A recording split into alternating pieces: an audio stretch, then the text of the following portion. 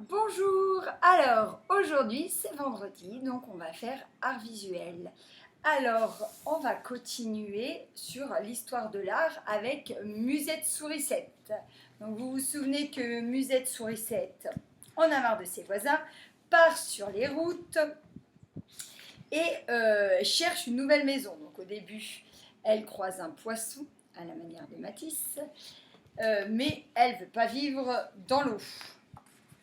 Ensuite, elle croise une tortue à la manière de Kandinsky, mais la tortue vit dans sa carapace. Elle n'en a pas, donc elle continue son chemin. Ensuite, elle croise un chat à la manière de Morisot. Bien sûr, elle ne va pas rester vivre avec un chat. Donc elle continue son chemin. Tant pis, petite souris, te voilà repartie. Trotti, trotta, petit pas, Musette cherche un autre endroit. Dans un ciel brûlé par le soleil, Musette aperçoit un animal. Chut, il voyage quelque part. Plume nimbée de rose, bec pointu et cou grandiose. Alors, est-ce que vous le voyez? Qui a-t-elle vu? C'est un flamand qui vole dans le vent. C'est un flamand rose. Bonjour, flamand rose. Où dors-tu? Demande Musette. Je vais où le soleil se trouve, répond le flamand. Je migre vers l'Afrique en bravant tous les dangers. Je reviendrai au printemps. Tant pis, petite souris, te voilà repartie. Et trotti, trotta, petit pas, Musette cherche un autre endroit. Alors aujourd'hui, nous allons nous arrêter sur cette illustration. Donc vous avez vu que Musette Sourisette est ici et donc le flamand est ici. Donc cette illustration a été faite en s'inspirant de tableaux de Paul Klee. Alors Paul Klee, c'est un artiste abstrait d'origine allemande qui a vécu en Suisse et donc il y a un peintre européen. Et c'est un peintre abstrait. Et en fait, pour lui, le plus important, c'était les couleurs. Donc, il a gardé aussi les lignes géométriques, mais il a enlevé toutes les autres formes. Donc, il a gardé dans ses tableaux toutes les lignes géométriques, ce qui lui semblait le plus important, beaucoup de couleurs et des signes. Alors, des petits signes assez marrants qu'on peut retrouver dans de nombreux tableaux de lui. Alors, les grandes sections qui étaient avec moi l'année dernière, on avait déjà vu quelques tableaux de lui.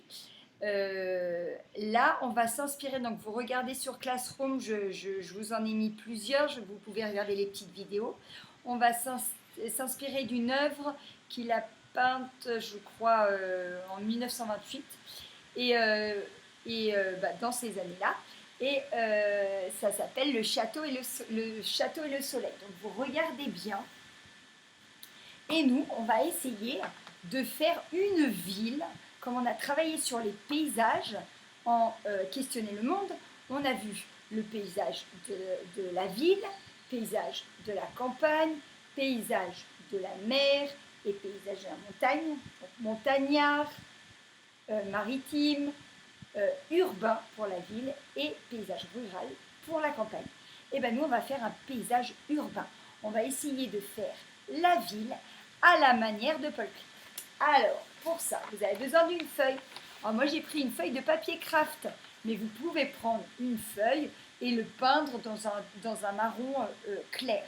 Ensuite, vous avez besoin d'une règle, d'un crayon à papier, parce qu'on va tracer des formes géométriques. Donc, comme vous avez pu voir dans le tableau, c'est essentiellement des rectangles, des carrés et des triangles.